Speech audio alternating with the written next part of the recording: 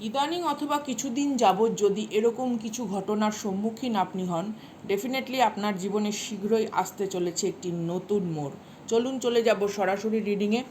Sign সিনক্রোনোসিটিস হিসাবে হয়তো আপনারা কোনো রকম ডিভাইন গার্ডিয়ান এঞ্জেলস বা কসমিক অ্যালাইনমেন্ট হিসেবে হয়তো আপনারা এঞ্জেলস নম্বর দেখছেন, অথবা যদি সামহাও আপনাদের একটা ফিল হয়, এটা হতে পারে আপনাদের ড্রিম, এটা হতে পারে আপনাদের কোনো রকম ফগি ফিলিং, অথবা হয়তো চোখ লেগে এসছে, হঠাৎ করে যেন মনে হলো আপনি একটা অন্য কোনো জায়গায় ছিলেন এবং আপনি বাস্তবে যে জায়গায় আছেন সেটার সঙ্গে আপনার অ্যাডজাস্ট করতে একটু সময় লাগছে, অথবা এমন কিছু ঘটনা ঘটছে যেগুলো মনে হচ্ছে কি যে আরে এটা তো আমার জানা, আরে ওই দিন তো এরকমই ঠিক ব্যাপারটা ঘটেছিল।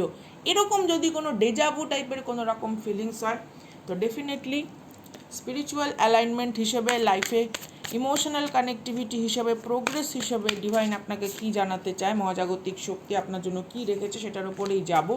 এখানে তৃতীয় ব্যক্তি নিয়েও আপনারা রিডিংটি দেখতে পারেন, কারণ অনেক সময় দেখা যায় তৃতীয় ব্যক্তির কিছু বিকৃত সত্যতা আপনাদের সামনে আসে, যার ফলে আপনাদের মানসিকতায় প্রভাব পড়ে।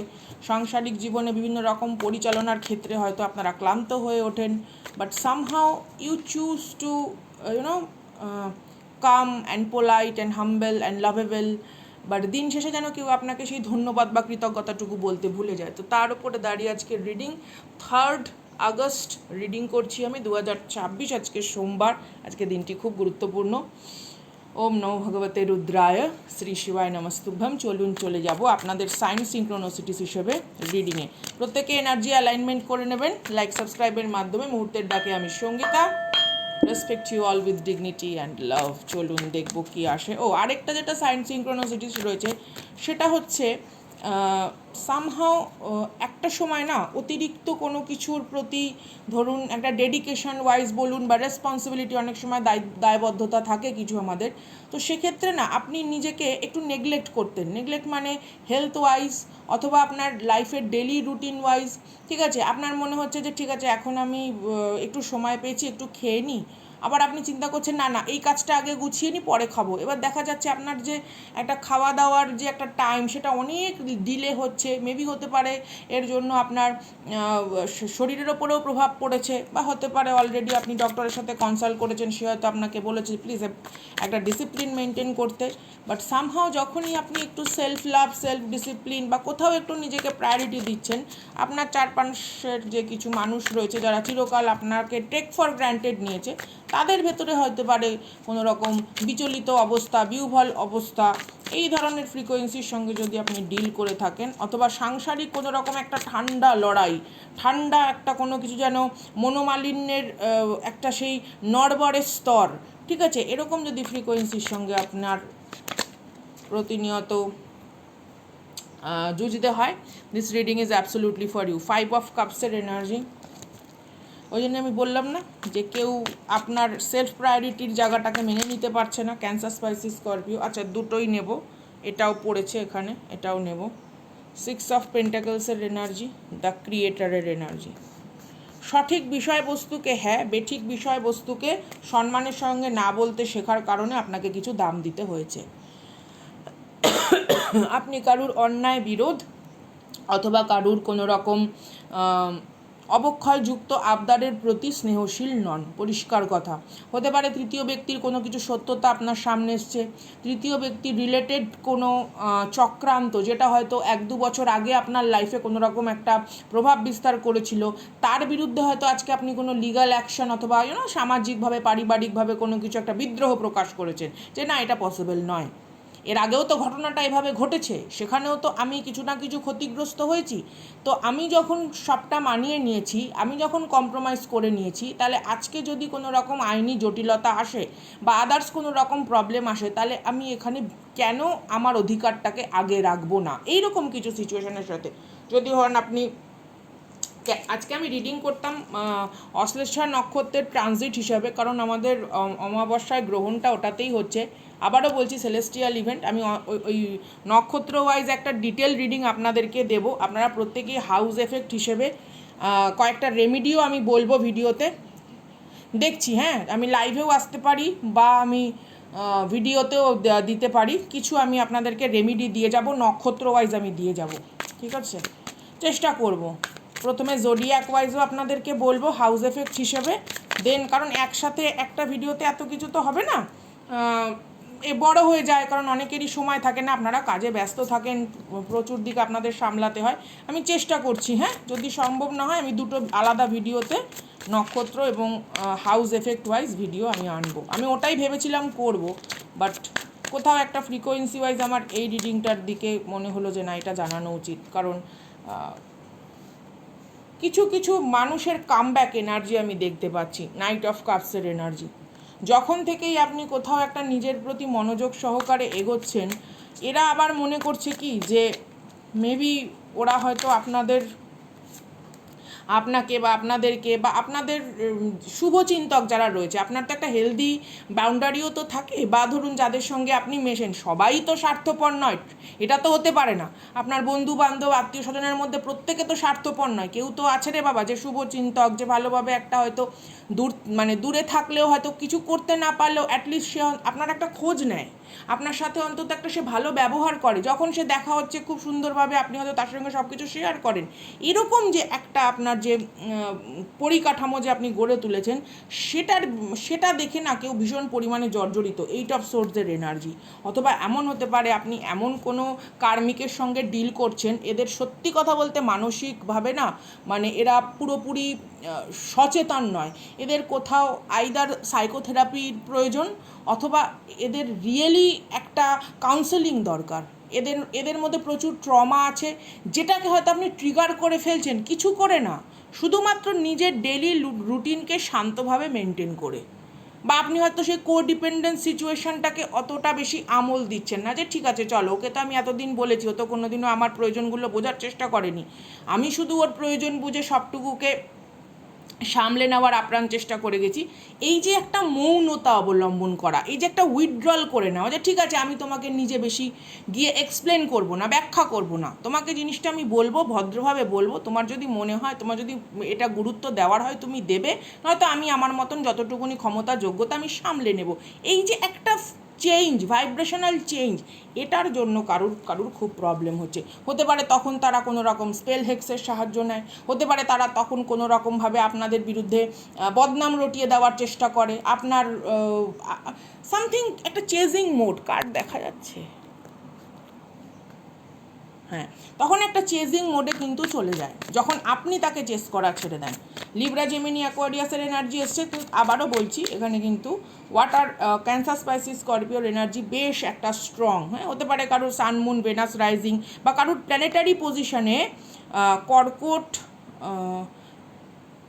টরাস ভার্গো ক্যাপ্রিকন, হ্যাঁ, মীন রাশি কর্কট রাশি, এদের কোনো রকম মানে হাউস এফেক্টটা স্ট্রং। এইট অফ পেন্টাকলসের এনার্জি, পরিশ্রমের আপনি ভালো রেজাল্ট পেতে চলেছেন এতদিন ধরে, সেটা এডুকেশন হতে পারে, অ্যাচিভমেন্ট হতে পারে, সাকসেস হতে পারে হার্ড ওয়ার্কের জন্য, অথবা অলরেডি আপনি যে ধরনের একটা বিল্ড আপ সিচুয়েশনের মধ্যে গেছেন সেটা কিন্তু বেশ সুন্দরভাবে আপনাকে একটা অন্য জগতে তুলে ধরছে।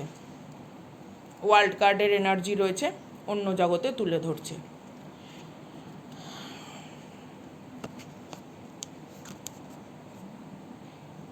রেট্রোগ্রেড মোশনে এখানে আপনাদেরকে একটা আমি অনুরোধ করব, আপনার এটা খুব ছোট্ট একটা বিষয়বস্তু, যদি সম্ভব হয় কারুর বাড়ির আশেপাশে যদি কোনো জায়গায় শমী বৃক্ষ থাকে, ঠিক আছে, বা যদি অর্জুন গাছ যদি আপনাদের বাড়ির আশেপাশে থাকে, ঠিক আছে, অর্জুন গাছ বা শমী বৃক্ষ আপনারা না খুব ছোট্ট এরকম আটা দিয়েও বানিয়ে নিতে পারেন, আর যদি আপনার খুব কাছেই কোনো দশকর্মার দোকান হয় সেখানে আপনি মাটির প্রদীপও নিয়ে আসতে পারেন। আইদার আপনি ভোরের দিকে করুন এটা, আর নয়তো আপনি করুন সন্ধ্যের পর, ঠিক আছে, মানে সকালে অনেকের তো ডিউটি থাকে, আপনি ডিউটি বেরোচ্ছেন সেই সময়ও করে যেতে পারেন, অথবা বাড়ি ফেরার পথেও আপনি করতে পারেন। আর যাদের ধরুন ওয়ার্ক ফ্রম হোম, তারা তাদের মতন টাইম অ্যাডজাস্ট করে নেবেন সন্ধেবেলার দিকটা। তো আপনারা একটা করে প্রদীপ দিন, যদি আপনাদের বাড়ির আশেপাশে কোথাও শমী বৃক্ষ বা অর্জুন গাছ থেকে থাকে, ওকে। কারণ একটা না অ্যাটাচমেন্টের এনার্জি আমি পাচ্ছি, যে জোর করে আপনার সঙ্গে না, মানে একটা সেই আষ্টে পিষ্টে বেঁধে থাকতে চাইছে, এই ফ্রিকোয়েন্সিটা আমার ভালো লাগছে না, ঠিক আছে।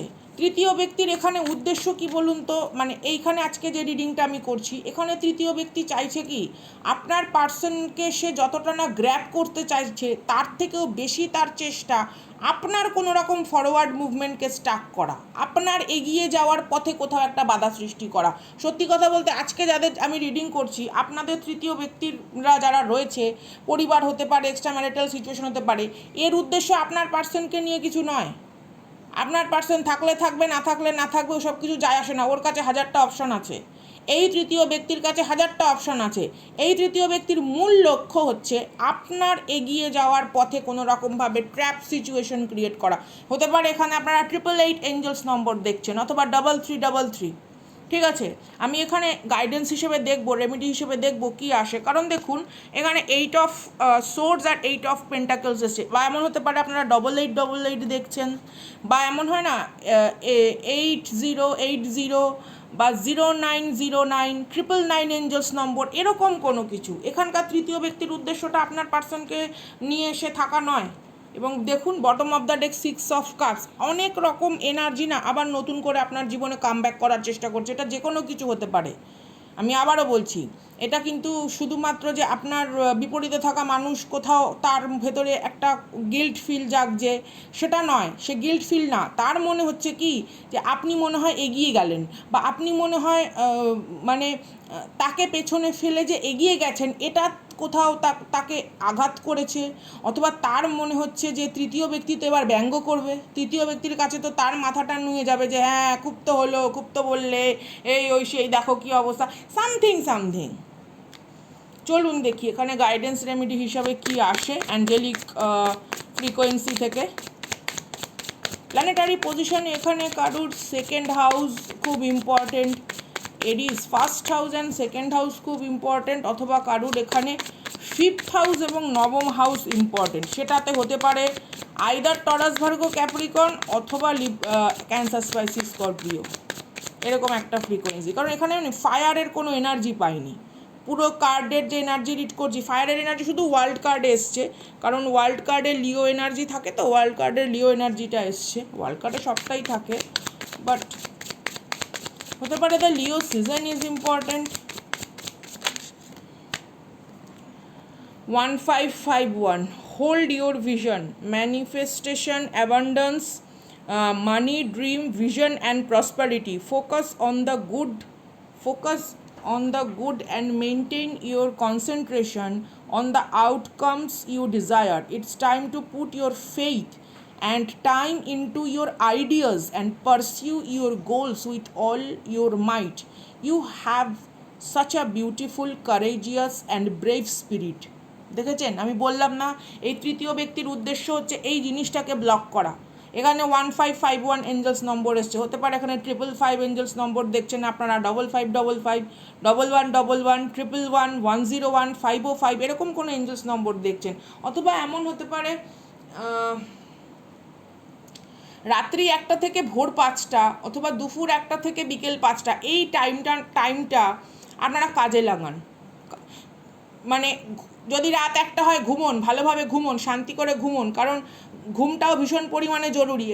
এখানে একটু হেলথের দিকে প্রায়োরিটি দিতে হবে, এবং ভোরের দিকে উঠে কোনো কিছু ধরুন আপনার স্বপ্ন, আশা, আকাঙ্ক্ষা ওয়াইজ, হেলথ ওয়াইজ সামথিং কোনো কিছুকে একটা প্রায়োরিটি দিতে ইউনিভার্স আপনাকে বলছে। বটম অফ দ্য ডেক 2222, এখানে অবভিয়াসলি ফেমিনাইন ফোর্সের এনার্জি অনেক বেশি।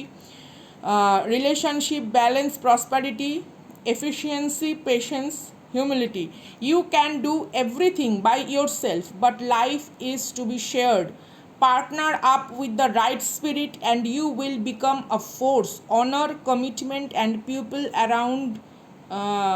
Don't judge, listen. আচ্ছা, আমি যেটা প্রথমেই বললাম যে কিছু এনার্জি আপনার সঙ্গে কামব্যাক করে অ্যাটাচমেন্ট হতে চাইছে, তারা কিন্তু তাদের হতাশাটুকু আপনাকে দিয়ে যেতে চায়, কারণ তারা মনে করে আপনি তাদের কাছে এখন আশার আলো, বা আপনার এক্সপিরিয়েন্স, আপনার দিক নির্দেশনা তাদেরকে নতুন করে সমৃদ্ধ করতে পারে। একটা জিনিস বোঝার চেষ্টা করুন, প্রত্যেকটা মানুষ তার একটা সোলো জার্নিতে এসছে। আমি মায়ের গর্ভে তো একসঙ্গে মানে 900 কোটি ভাই বোন নিয়ে তো আমি এই পৃথিবীতে আসিনি, তাই না?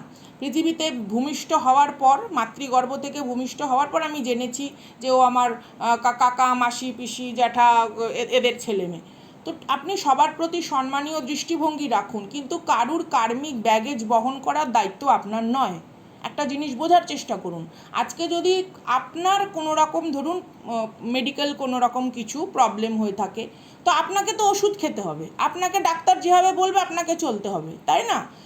তো আজকে আপনার ওষুধ যদি আপনার সন্তান খায় বা আপনার স্বামী খায়, আপনার স্ত্রী খায়, আপনার কি রোগ সারবে না।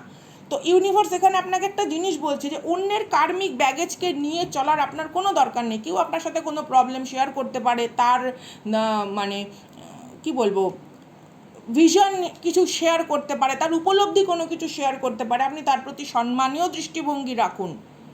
পারলে আপনি তাকে একটা সঠিক পথ সাজেস্ট করুন, জোর করতে তো আমরা কখনোই কাউকে পারি না, সাজেস্ট করুন, কিন্তু নিজের থেকে গিয়ে উপযাজক হয়ে তার রাস্তার ধুল আপনি ঝাড় দিতে যাবেন না, এটা তার দায়িত্ব। ইউনিভার্স তাকে তার জীবনে যে ধরনের বিষয়বস্তুগুলো দিয়ে সমৃদ্ধ করেছে বা অভাব তৈরি করেছে, সেটা তার লাইফ জার্নি। যেমন ধরুন একটা মুভি, একটা সিনেমাতে প্রত্যেকে একটা ক্যারেক্টার প্লে করে, একটা যাত্রা, প্রত্যেকে একটা ক্যারেক্টার প্লে করছে, কেউ কারুর ক্যারেক্টারের সাথে মার্জ করে যাচ্ছে না, ওভারল্যাপ করে যাচ্ছে না। আমরাও যখন এই পৃথিবীতে এসেছি, আমি কারুর সন্তান, কারুর মা, কারুর স্ত্রী, কারুর দিদি, আমি সেই রোলটা প্লে করছি, আমি তো কারুর কাকা জ্যাঠা হিসেবে রোল প্লে করতে পারবো না। হ্যাঁ, দায়িত্ববোধ হিসাবে, যত্নবোধ হিসাবে, চেতনার আড়ালে আমি তার শুভাকাঙ্ক্ষী হতে পারবো, কিন্তু তার মা বাবা জ্যাঠা তো আমি হয়ে উঠতে পারবো না, তাই না? তো সেই জিনিসটা এখানে আপনাদেরকে বুঝতে হবে যে ওভার গিভার এবং অন্যের অ্যাংজাইটিকে নিজের ভেতরে নিয়ে নিজের ক্রিয়েটিভ ব্লকেজ তৈরি করবেন না। এই জিনিসটাই কিন্তু তৃতীয় ব্যক্তি চাইছে। আমি বারবার বলছি, এখানে যারা রিডিং দেখছেন, আপনাদের বিরুদ্ধে দাঁড়িয়ে থাকা কিছু তৃতীয় পক্ষের এনার্জি, যাদের সরাসরি উদ্দেশ্য নয় যে আপনার পার্সনকে নিয়ে সে সংসার গড়ে, না, তার উদ্দেশ্য আপনার পার্সনের ভেতরে বিভ্রান্তি তৈরি করে আপনার সাংসারিক পরিবেশকে কোথাও একটু বিঘ্নিত করে, ডিস্ট্র্যাক্ট করে আপনার ফরওয়ার্ড মুভমেন্টকে রোধ করা। আপনাদেরকে যেটা আমি বললাম যে শমী বৃক্ষ বা যদি অর্জুন বৃক্ষ থাকে, সেখানে আপনারা প্রদীপ প্রজ্বলিত করুন, চেষ্টা করবেন তিসির তেলের প্রদীপ অথবা সর্ষের তেলের প্রদীপ, নর্মাল যেটা আমরা রান্নায় খাই সেই প্রদীপ দিতে। ট্রুথি এন্ডলেস সাইকেল। এই যে কারুর কার্মিক ব্যাগেজের ভেতরে নিজে স্টাক হবেন না। আপনার কমিউনিকেশন, আপনি যেভাবে একটা নিজের সোসাইটিতে ইমেজ বজায় রেখেছেন, আপনি যে সার্কামস্টেন্সেস ফেস করেছেন, তার প্রতি যখন নিজেকে ছোট ছোট জায়গায় পরিবর্তন করে কিছু প্যাটার্নকে ব্রেক করে আপনি যে একটা ক্যারিজমেটিক হয়ে উঠেছেন, সেটার প্রতি সম্মানীয় একটা ভাবভঙ্গি বর্তমান রাখুন। পরিষ্কার কথা, ওকে? This is important. কেউ চাইছে আপনার লাইফের যে সুষ্ঠু ভারসাম্য, যেটা আপনি জানেন কতটা কষ্টে, কতটা দুঃখ যন্ত্রণা সহ্য করে, কতটা নিজের ভেতরে জেদ এনে এই জায়গাতে আপনি পৌঁছেছেন, এবার এখানে এসে আপনি হাল ছেড়ে দিতে পারেন না। পরিষ্কার কথা। তৃতীয় ব্যক্তির উদ্দেশ্য কি বলুন তো, যে আপনি হালটা ছেড়ে দিন না। Please don't do that. Respect you all with dignity. দেখা হচ্ছে অন্য ভিডিওতে। অশ্লেষাসন নক্ষত্রের একটা ভিডিও নিয়ে আমি আসছি, ওখানে অন্যরকম রেমেডি থাকবে, অন্যরকম বিষয়বস্তু নিয়ে আলোচনা করব। দেখা হচ্ছে পরের ভিডিওতে। টাটা।